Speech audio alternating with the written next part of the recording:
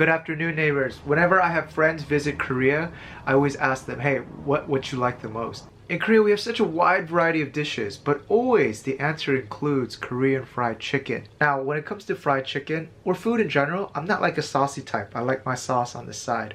But there is this one exception. And when it comes to chicken, it's Dakgangjeong. Yes, a bit difficult to pronounce, Dakgangjeong, but it's crispy fried chicken that's usually tossed in a sweet glaze or in a spicy glaze. There's some people who need sweetness in their lives, and there's some people who just need some spice. It's too boring. So I'm gonna show you two versions. If you have nothing to do this weekend, come join me in the kitchen and whip it up.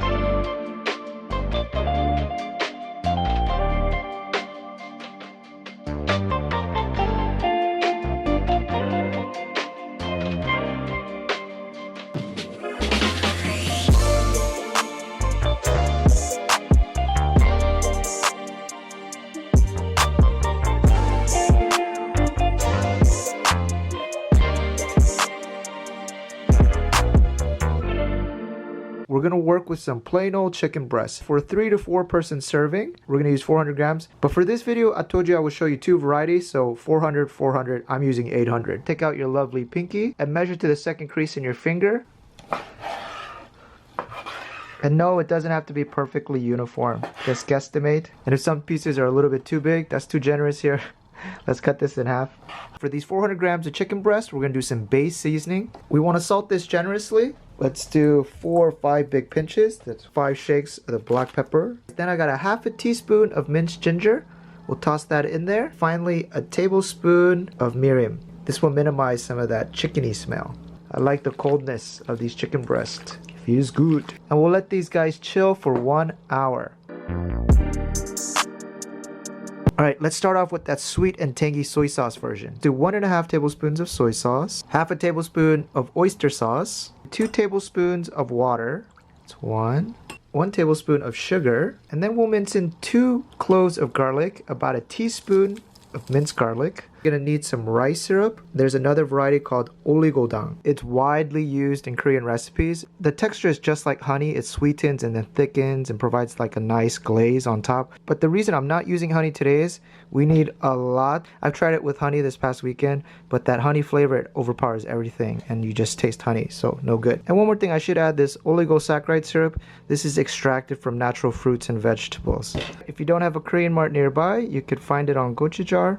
Let's do a 1/3 cup. Alright, very good. Then we're gonna mix this up real nice and give it a taste.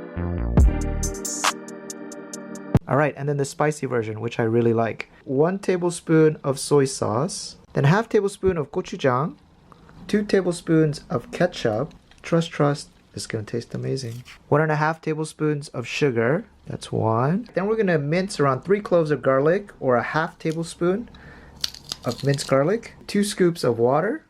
Alright guys, then a key ingredient, we're gonna do a big pinch of cinnamon powder. Oh no, that's already a big pinch. Yeah, something like that works. This just adds this kicker to that spice. That cinnamon is cool. And similar to the other sauce, we're gonna use that oligosaccharide syrup. Feel free to ask me any questions in the comments. And then we're gonna just whisk that up. And then I want you to give it a taste.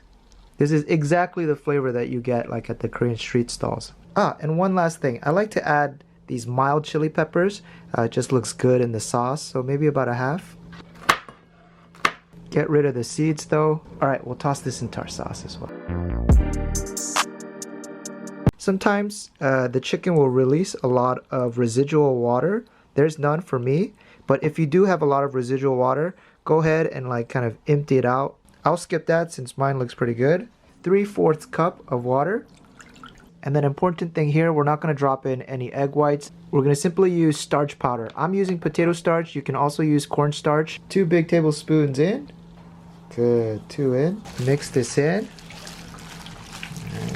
And then let's make our mixture that we're gonna coat it in. At Korean markets, you'll find frying mix, which is called tigim garu. You can also go to a general Asian market and find tempura mix. That works just as good. And if you don't have any in your area, just use all-purpose flour. It's not gonna be as crispy, but hey, it'll get you 90% there anyhow. And then we're gonna mix that with some potato starch powder as well. So we wanna use a 3 to 2 ratio.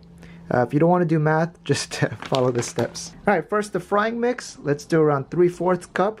That should be good enough. And then a 1/2 cup of that potato starch powder. And then we'll mix the two together. In my preferred way, just get a plastic bag out. Try to drip off as much excess water. Put this guys in. Then we'll put in our mix. Swing it around a little bit.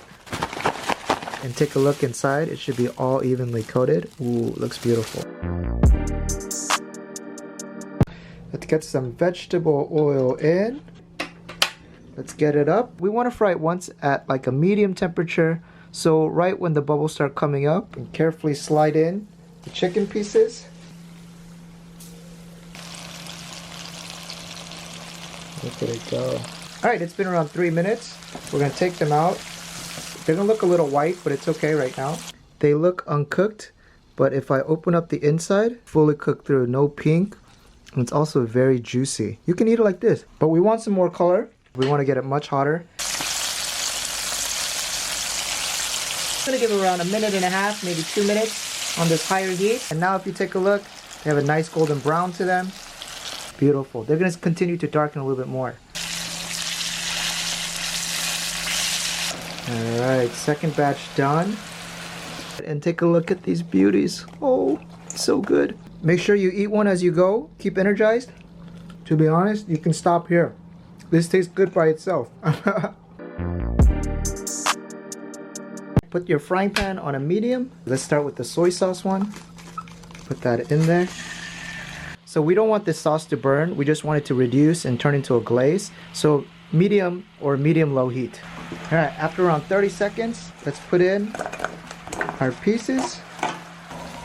Guys, mix it up in this sauce. Oh my gosh. Just get everything coated. It's going to continue to reduce because of that syrup. Alright, and we move this chicken back now. There should be no liquid. You see? Oh my god. We should let it cool down, but look at this piece right here. Oh my god, it's unbelievable.